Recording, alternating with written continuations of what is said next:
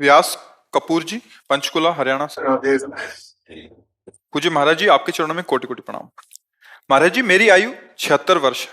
अपने जीवन काल में मैंने परिवार में पूज्य दादी, पिता, माता, संबंधियों के अतिरिक्त हाल में ही अपनी पत्नी का देहावसान देखा। महाराज जी, ये सभी अक्सर मेरे सपने में आते हैं। कोई बात तो नहीं करते, पर मैं उन्हें कष्ट में हालत में देखता हूँ। महाराज जी, क्या ये मेरे द्वारा उनके प्रति किसी प्रतिकूल व्यवहार का परिणाम है, या नहीं सेवा भाव में कमी, या नहीं, मोह? ऐसा कुछ नहीं है। ये स्वप्न तीन प्रकार के होते हैं। एक होता है जिनसे हमारा मानसिक संबंध रहा है, तो बिना किसी कारण के कल्पनात्मक उनके दृश्य उपस्थित करना। एक होता है जिनका कोई अस्तित्व नहीं, ऐसा स्वप्न आना। और एक होता है भागवतिक, किसी महापुरुष का आगमन होना। ये सत्य के अंतर्गत आता है। वो आपको निर्देशन या आपको दुलार या आज्ञा, जो भी आज्ञा, वो सत्य होता है। अब ये मन बहुत से संस्कारों से, संबंधियों से जुड़ा है। तो आप देखो, कोई इतना ही स्वप्न थोड़ी आता है, कितने स्वप्न आते हैं जिनका कोई मतलब नहीं है। ऐसे ही ये परिवार के सने संबंधियों का जो आता है, उससे दुख सुख का लेना देना नहीं है। हाँ, ये जरूर है कि हम अपने जीवित अवस्था में कर्तव्य का उनके साथ पालन किया कि नहीं किया। अगर किया तो धन्य है, अगर नहीं किया तो अब कर लेना चाहिए। उनके प्रति नाम जप करना, उनके प्रति दान पुण्य करके उनको प्रदान करना। जैसे पिता है या पितामह है, ये हम यहां से जो भी दान पुण्य करेंगे, जो भी अनुष्ठान कराएंगे, वो ट्रांसफर हो जाएगा, उनको पहुंच जाएगा। ऐसा विधान है। इसीलिए परिवार में चाहा जाता है कि कोई हमारे हो जो कम से कम हमें दान कर सके, पानी दान कर सके, अन्न दान कर सके, या कुछ ऐसा। जैसे नहीं, पिंड दान कहा जाता है कि भाई पिंड दान करने वाला तो कोई हो। तो आप अपने पूर्वजों के लिए जो किए हैं वो आपको पता है, व्यवहार कैसा किया है। अभी जो आप किए हैं वो पता है। अगर करने की कोई आकांक्षा, ऐसा लग रहा है कि हमारे पूर्वज विपत्ति या दुख में है क्या, तो उनके लिए कर लेना चाहिए।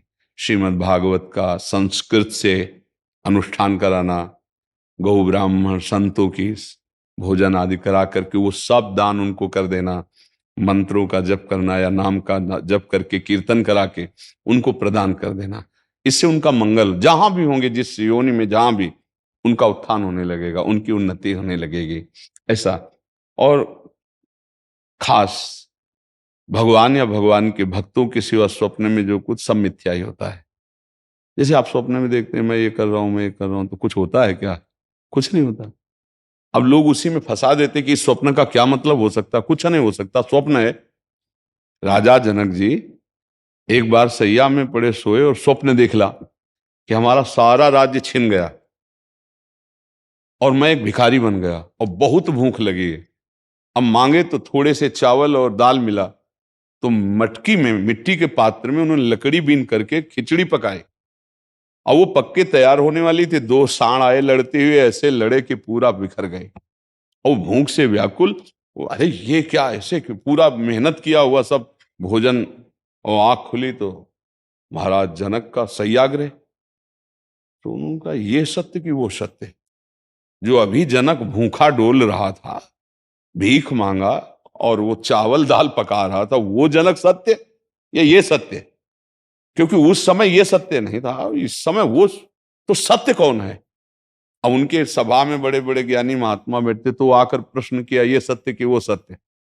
अब कुछ उसकी व्याख्या हो तो समझ में आवे, ये सत्य कि वो सत्य। अब कोई उत्तर ही ना देवे।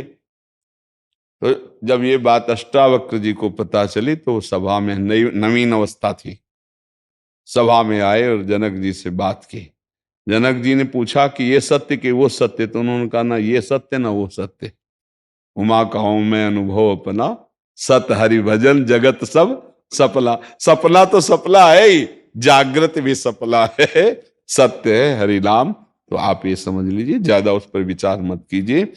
यदि आपके अंदर ऐसा भाव आता है, धन आपके पास है, तो ऐसी कुछ सेवा दान पुण्य करके, कहीं ऐसे जैसे गौ सेवा है, गौ को चारा पवा दिया, है ना, कहीं साधु महात्मा को किसी किसी एक को भी भोजन पवा दिया, और वो कहीं भागवत हो रही उसमें सहयोग कर दिया। नहीं पूरी भागवत करवा सकते, भाई हमारे कुछ चंद रुपए इसमें सहयोग में हो गए, और उसका फल हमारे माता पिता दादा दादी को मिले, ऐसे भाव किए जाते हैं, तो उससे उनको कल्याण होगा, उससे उनका मंगल होगा।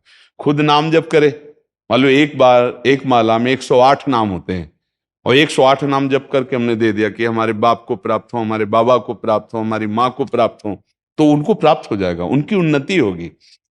एक नाम भी कल्याण कर सकता है, इसलिए स्वयं करे, अर्थ के द्वारा ऐसा करके कर दे, और बकाया ज्यादा स्वप्न का विचार न करे, ये व्यर्थ होते हैं। हाँ, कोई संत महात्मा है, भगवान का आदेश दे, वो बात अलग होती है, बकाया सब व्यर्थ होते हैं। ये व्यर्थ में फंसो मत। अगर स्वप्निक विचारों वालों से बात करोगे तो आपको फंसा देंगे। कुछ नहीं, जब जागृत स्वप्न है तो फिर स्वप्न तो स्वप्न ही है। भगवान शंकर कह रहे, उमा कहूं मैं अनुभव अपना सत हरि भजन जगत सब सफला। समझ रहे आप जी।